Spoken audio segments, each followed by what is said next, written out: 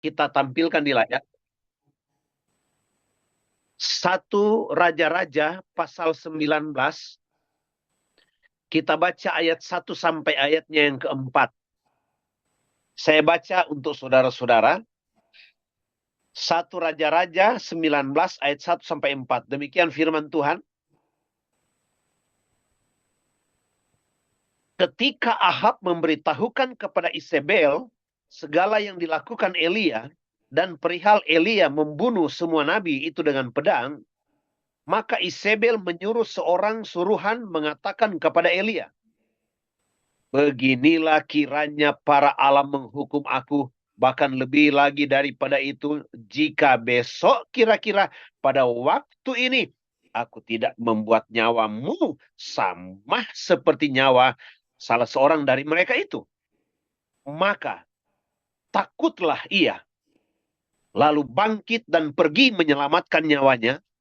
Dan setelah sampai di Berseba, yang termasuk wilayah Yehuda, ia meninggalkan bujangnya di sana. Tetapi ia sendiri masuk ke padang gurun sehari perjalanan jauhnya, lalu duduk di bawah sebuah pohon arar, kemudian ia ingin mati. Katanya, cukuplah itu, sekarang ya Tuhan, ambillah nyawaku, sebab aku ini tidak lebih baik daripada nenek moyangku. Ini siapa sebenarnya? Ini adalah Nabi Elia. Nabi Elia, siapa yang tidak kenal dengan Nabi Elia? Orang Kristen pasti tahu siapa Nabi Elia itu. Nabi hebat, nabi besar, nabi luar biasa. Dan kehebatan Elia, saudara-saudara, ya, dia membangkitkan orang mati, dia memberkati janda di Sarfat. Ada banyak mujizat yang dia buat, dan yang paling spektakuler yang dibuat oleh Elia adalah dia berhadapan dengan 400 Nabi Baal. Wah, ya, 400 Nabi Baal. Terus ketika dia argumentasi dengan nabi-nabi Baal itu, yang sudah Israel itu sudah condong kepada Nabi Baal, di situ Elia buktikan Allah mana yang hebat, Allah para Nabi Baal ini atau Allahnya Elia. Maka Elia itu mendemonstrasikan apa itu? Menurunkan api dari sorga. Dan dia berkata, jawablah aku ya Tuhan, jawablah aku. Dan tiba-tiba api menyambar dari sorga. Ya turun ke bawah. Menyambar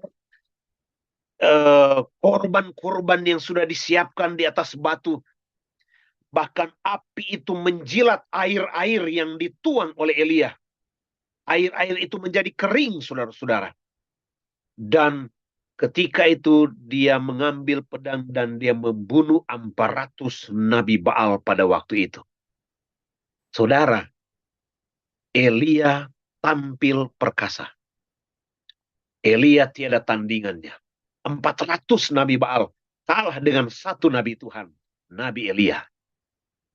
Saudara yang diberkati oleh Tuhan, ketika Isabel, istri Ahab, Raja Israel waktu itu, mendengar bahwa Elia membunuh nabi-nabi Baal, maka yang terjadi apa, saudara-saudara? Isabel mengancam Elia. Dia berkata seperti yang sudah kita dengar tadi, ya, besok di jam yang sama seperti sekarang ini, aku akan membuat nyawamu seperti nabi-nabi Baal itu. Ketika Elia mendengar ancaman dari Isabel, ayat 3, maka takutlah Elia. Maka takutlah Elia. Saudara perhatikan, inilah kehidupan manusia Inilah kehidupan hamba Tuhan yang beberapa jam yang lalu dia bisa tampil perkasa, dia bisa menyatakan kemuliaan Tuhan, tetapi dia begitu menjadi takut dengan ancaman seorang wanita. Elia tidak takut dengan 400 Nabi Baal. Tetapi satu ancaman wanita. Dia begitu takut waktu itu, saudara-saudara. Lalu dia bangkit dan pergi menyelamatkan nyawanya. Di manakah kepercayaannya kepada Tuhan? Baru beberapa jam yang lalu, kepercayaannya kepada Tuhan menurunkan api. Tiba-tiba hanya persoalan seorang wanita. Dia begitu takut. Dan dia pergi menyendiri. Dan ayatnya yang keempat berkata, dia duduk di sebuah pohon arar. Kemudian ia ingin mati. Ingin mati. Dan dia berkata, cukuplah itu. Cukuplah itu. Sekarang ya Tuhan, ambillah nyawaku. Sebab aku ini tidak lebih baik daripada nenek moyangku.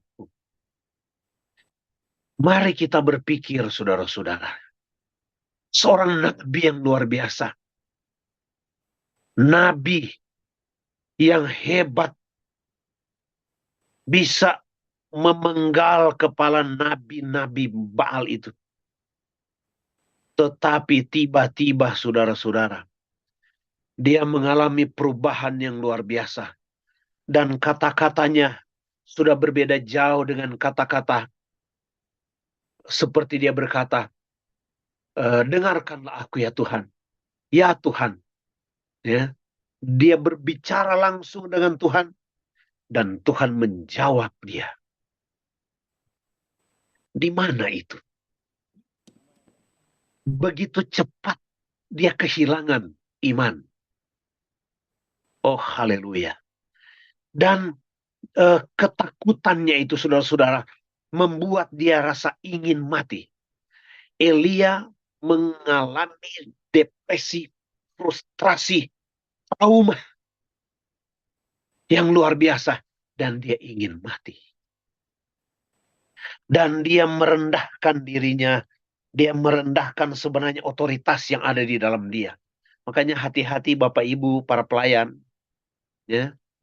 Saya tidak merendahkan Elia, tetapi saya berbicara fakta tentang Elia. Dan biarlah itu menjadi apa? Menjadi peringatan bagi kita bahwa ya, bahwa kita meskipun pelayan-pelayan Tuhan, hamba Tuhan sekalipun, kita ini masih darah dan daging. Manusia normal itu, manusia biasa, si bisa takut. Elia luar biasa.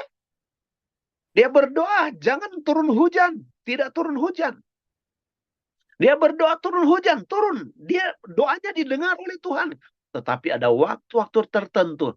Sisi manusia Elia itu lebih menonjol daripada iman. Pelajaran apa yang perlu kita terima malam hari ini, saudara-saudara? Ingat dua sisi kita sebagai orang-orang percaya, sebagai orang beriman, sebagai pelayan-pelayan Tuhan di GPDI Peniel Batu Licin. Kita memiliki dua sisi. Ya, spiritual. Ya, spiritual wisdom, kecerdasan rohani. Tetapi kita juga memiliki sisi di mana emosi kita, kedagingan kita masih ada, masih menempati kehidupan kita. Masih ada. Jadi di dalam diri kita ada dualisme kekuatan besar. Ya. Spiritual, iman kita kepada Tuhan, dan emosi kita atau kedagingan kita, logika kita. Dan ini sering bertempur, saudara-saudara. Aduh, waktu saya khotbah saja ini, saudara-saudara, saya bilang, Tuhan, Elia saja bisa alami seperti itu, apalagi hanya seorang Fani Potabuga. Oh Yesus Tuhan. Saya kok agak gemetaran menyampaikan firman Tuhan ini. Tapi itulah Tuhan menginformasikan kepada kita. Supaya kita belajar dari tokoh-tokoh Alkitab. Apa yang tertulis di dalam perjanjian lama menjadi peringatan bagi kita yang hidup di akhir zaman ini. Kita kita memiliki dua sisi di dalam hidup kita. Iman spiritual dan ego emosi, saudara-saudara. Coba lihat Elia. Dia ingin mati. Dan dia berkata, ambillah nyawaku. Sebab aku ini tidak lebih dari nenek moyangku. Hati-hatilah jemaat dengan kata-kata yang didorong oleh emosi kita. Hati-hati ketika kita sudah capek dalam pelayanan. Hati-hati jangan sampai emosi kita turut berbicara ketika kita lelah dalam pelayanan. Ketika kita capek dalam pelayanan. Hati-hati jangan sampai ada unsur ego, emosi kita yang muncul sehingga muncullah kata mengeluh. Pernahkah engkau, anak-anak Tuhan, jemaat Peniel Batu Licin, mengeluh? Mari kita sambung dengan ayatnya. Kita sambung dengan ayat yang ke 13 dan 14. Mari kita baca sama-sama. Kita maju di ayat 13 dan 14. Segera sesudah Elia mendengarkannya, ia menyelubungi mukanya dengan jubahnya, lalu pergi keluar dan berdiri di pintu gua itu. Maka datanglah suara kepadanya yang berbunyi, apakah kerjamu di sini, hai Elia? Elia lari. Elia lari, membela diri, menyembunyikan diri. Dia sudah lupa di mana kuasa Tuhan bisa menyertai dia.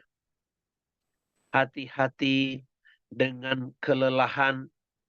Hati-hati dengan yang namanya serangan balik dari kuasa kegelapan. Jemaat Peniel, engkau mungkin sudah berkorban banyak untuk pelayanan pekerjaan Tuhan di GPD Peniel Batu Licin. Engkau mungkin sudah bertahun-tahun melayani pekerjaan Tuhan, membantu gembala, Bapak Gembala dan Ibu Gembala di sana.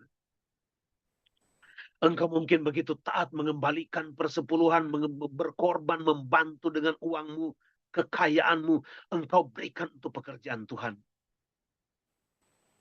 Mungkin engkau sudah lakukan itu. Dan perbuatan-perbuatanmu baik adanya. Hati-hati dengan spiritual war atau hati-hati dengan serangan balik dari kuasa kegelapan. Ingat, Elia menghantam 400 Nabi Baal. Pasti juga di sana ada serangan balik. Tekanan-tekanan dari iblis setan kuasa kegelapan. Haleluya. Ingat, kita harus siap. Ya, kita harus antisipasi ini, saudara-saudara. Kita harus waspadai. Elia lari. Dulunya dia begitu gagah, perkasa. Dia lari, saudara-saudara.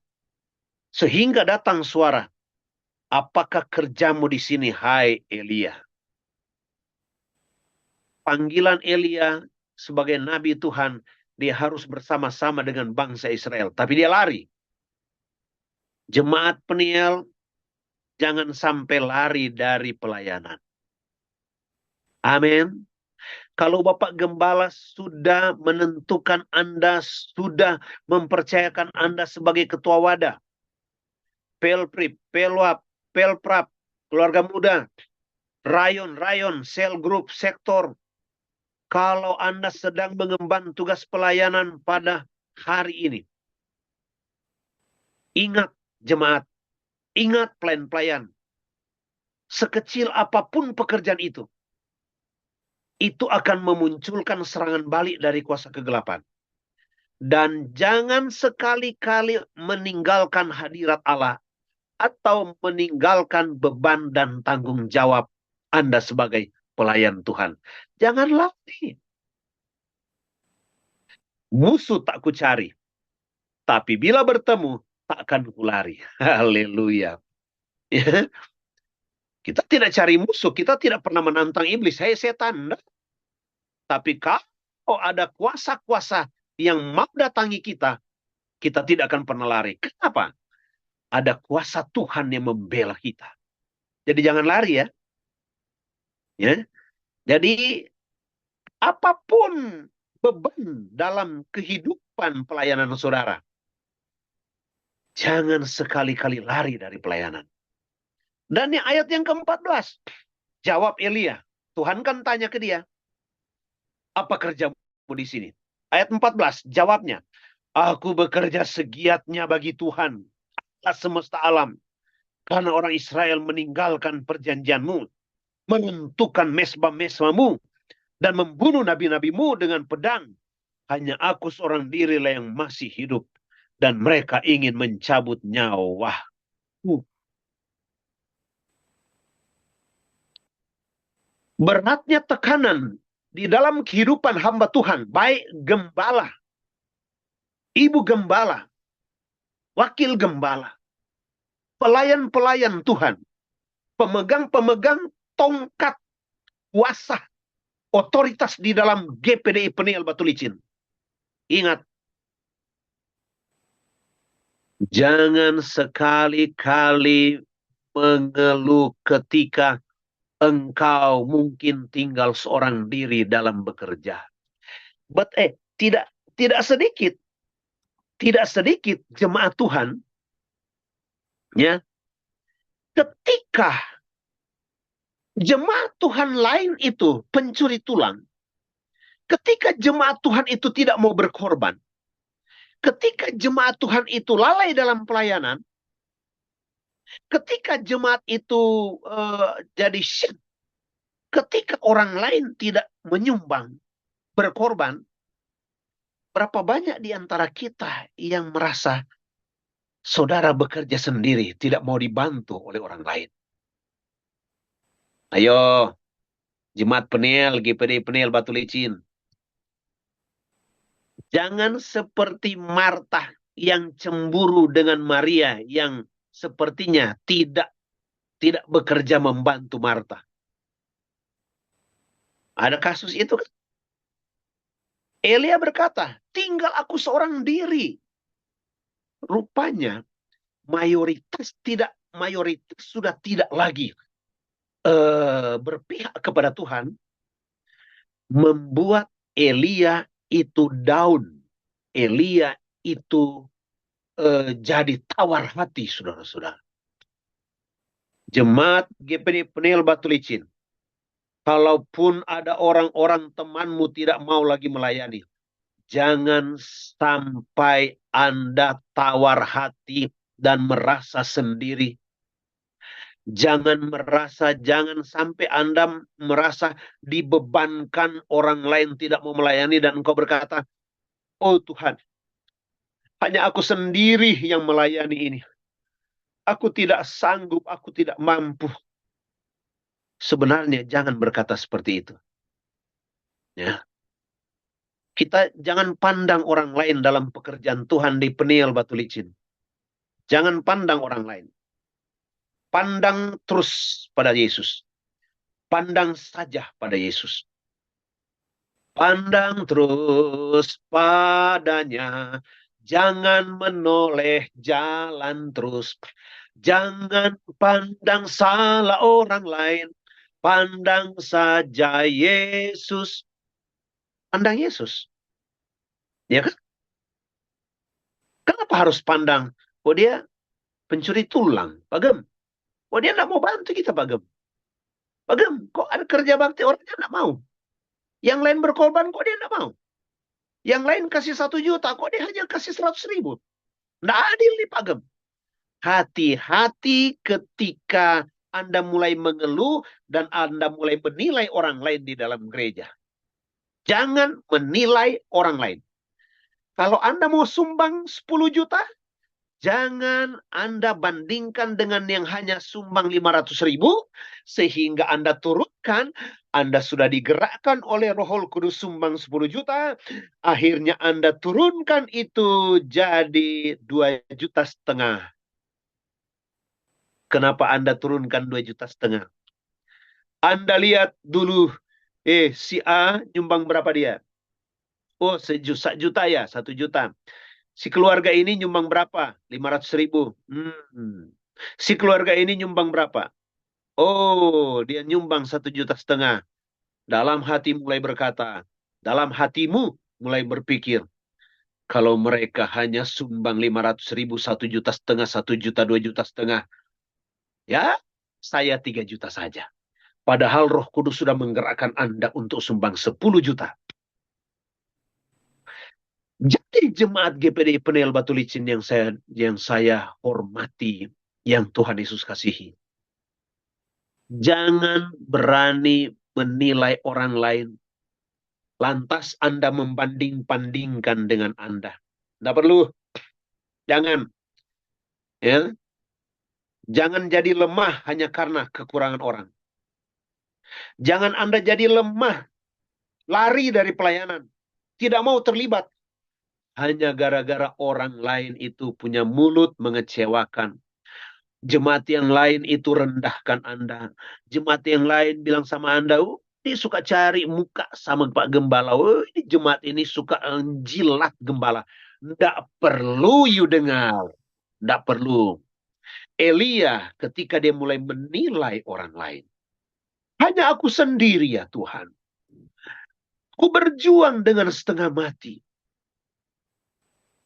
Ya, pekerjaanmu sudah dilecehkan. Tidak ada yang mau bantu. Tinggal aku seorang diri. Kenapa engkau harus jadi lemah dengan kelemahan orang lain?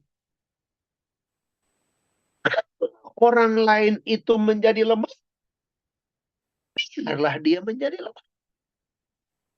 Engkau justru harus menguatkan dia. Bukan Anda itu harus jadi lemah karena kelemah. Mari jemaat GPD Penel Batu Licin. Sekali kuat di dalam Tuhan. Kuat di dalam Tuhan. Haleluya. Jangan jadi lemah ya. Ya. Jangan pakai ukuran orang lain. Masa orang lain mau berkorban sedikit karena dia tidak beriman? Atau mungkin karena dia orang susah? Kok engkau orang mampu?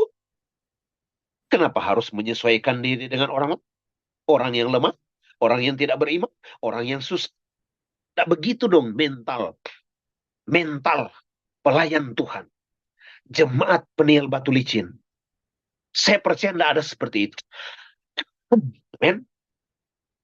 Saya percaya tidak ada seperti itu. Jadi bahaya sekali. Dengar baik jemaat. Ya. Dengar baik. Israel pada waktu mereka keluar dari tanah Mesir, mereka luput dari serangan ular beludak, ular yang berbisa.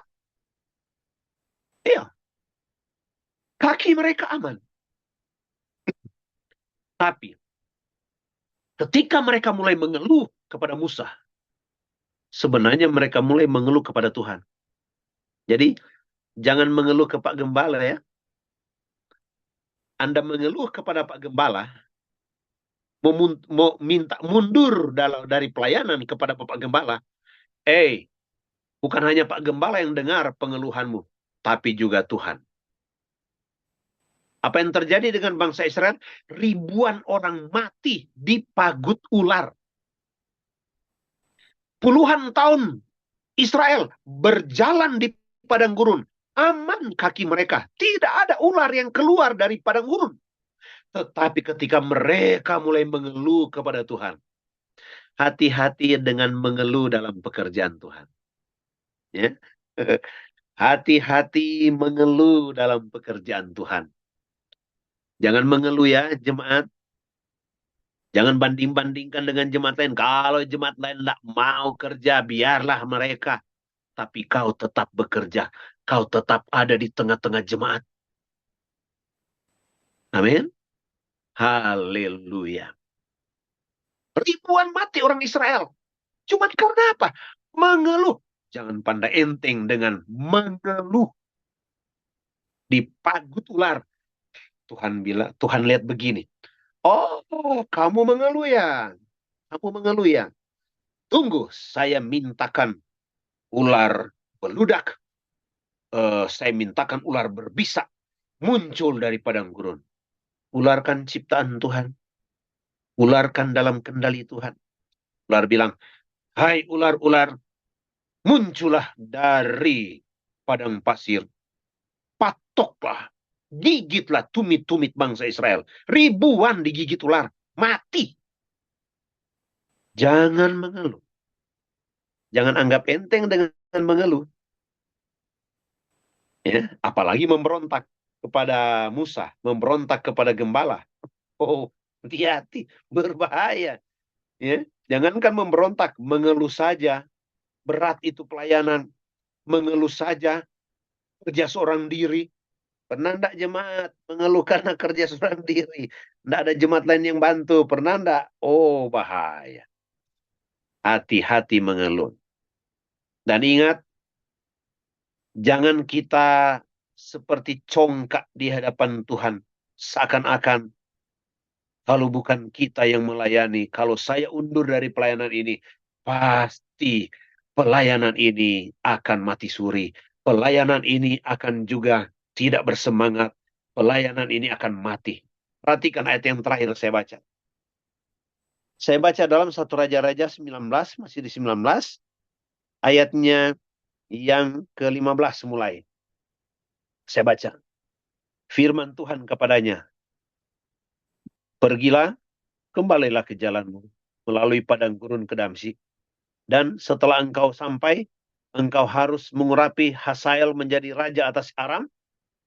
Juga Yehu, cucu Nimsi, haruslah kau urapi menjadi raja atas Israel. Dan Elisa bin Safat dari Abel Mehola harus kau urapi menjadi nabi menggantikan engkau. Lihat, ketika Elia mengeluh, Tuhan langsung berkata, pergilah, kembalilah ke jalanmu, lantik Raja Aram, lantik Raja eh, Israel, dan lantik juga Elisa menggantikan. Ketika engkau mengeluh kepada Tuhan, engkau sebagai pelayan Tuhan mengeluh kepada gembala, kepada Tuhan.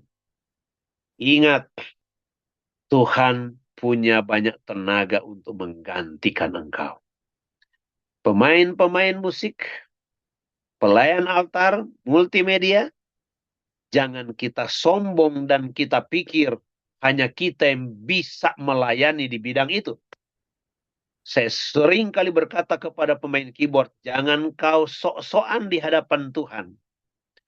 Karena Tuhan punya 1000 tenaga untuk menggantikan engkau. Makanya ketika pemain musik saya mulai mengeluh, saudara-saudara, Tuhan beri saya hikmat, didik anak-anak muda, kasih les musik mereka. Baru 3 bulan les musik, sudah ada anak muda yang tampil. Saya bilang harus tampil 1 minggu, didampingi oleh coach, didampingi oleh pelatih. Yang pemain musik senior itu bertanya-tanya, minggu depan siapa yang main? Oh, bulan ini, sepanjang bulan ini, junior yang akan main, melatih, tampil di depan umum. Bertahun-tahun dalam pelayanan dan dia pikir dia sangat dibutuhkan. Dan dia mulai congkak. Anda mulai congkak. Hati-hati.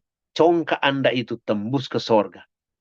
Elia itu dia mengeluh, Tuhan langsung berkata, pergilah kembali ke jalanmu, lantiklah Elisa menggantikan engkau.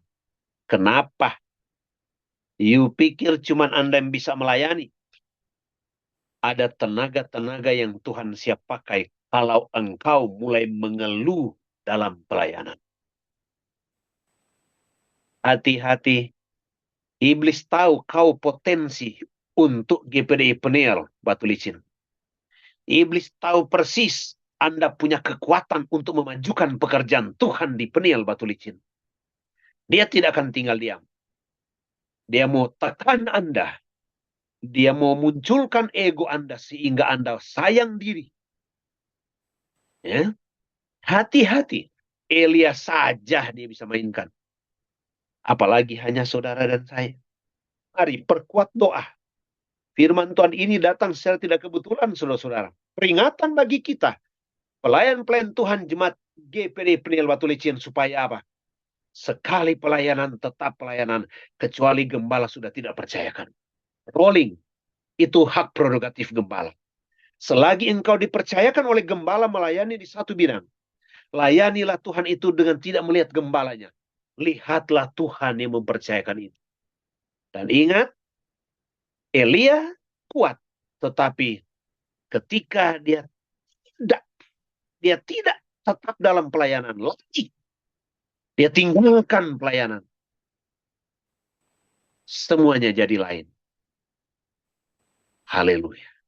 Demikian firman Tuhan malam hari ini. Saya yakin Roh Kudus akan bekerja dalam pemberitaan firman Tuhan malam hari ini. Saya tutup Alkitab, tapi Roh Kudus tetap terbuka untuk hatimu. Dia mau GPD Batu Licin ini menjadi gereja yang kuat di dalam Tuhan. Bukan gereja yang dihuni oleh jemaat yang lemah. Pindah lagi dia. Ada gereja lain datang bujuk rayu dia. Pindah lagi dia. Tetapi GPD Peniel Batu Licin adalah tempat jemaat yang kokoh, kuat, berdiri teguh di dalam Tuhan. Sehingga GPD Peniel Batu Licin ini menjadi GPDI gereja yang dihuni oleh jemaat-jemaat yang jempolan. Luar biasa. Tidak tertandingi. Amin. Saya sampaikan firman Tuhan malam hari ini tentang Elia. Bukan memburuk-burukan dia. Bukan meremehkan dia. Saya hanya 1% dari Elia mungkin. Bahkan 0, sekian persen. Tapi Roh Kudus mengingatkan kita. Orang yang hebat pun bisa kalah. Orang yang hebat pun bisa mengeluh. Apalagi kita. Oke, mari kita berdoa. Haleluya, haleluya. Bapa di sorga di dalam nama Yesus. Suaramu sudah kami sampaikan malam hari ini kepada gembala, ibu gembala, kepada para pelayan-pelayan dan seluruh jemaat GPD Peniel Batu Licin. Biarlah Roh Kudus bekerja selanjutnya di dalam jemaat. Biarlah firman Tuhan ini terus terpatri di dalam hati jemaat. Kuasailah pikiran mereka ya Tuhan. Roh Kudus, kami terbatas, gembala terbatas. Tapi Roh Kuduslah yang memasukkan pesan firman ini di dalam hati dan pikiran jemaat GPD Peniel Batu Licin. Sehingga mereka tetap kuat melayani Tuhan. Mereka tetap hebat dalam melayani Tuhan. Tidak ada yang mengeluh.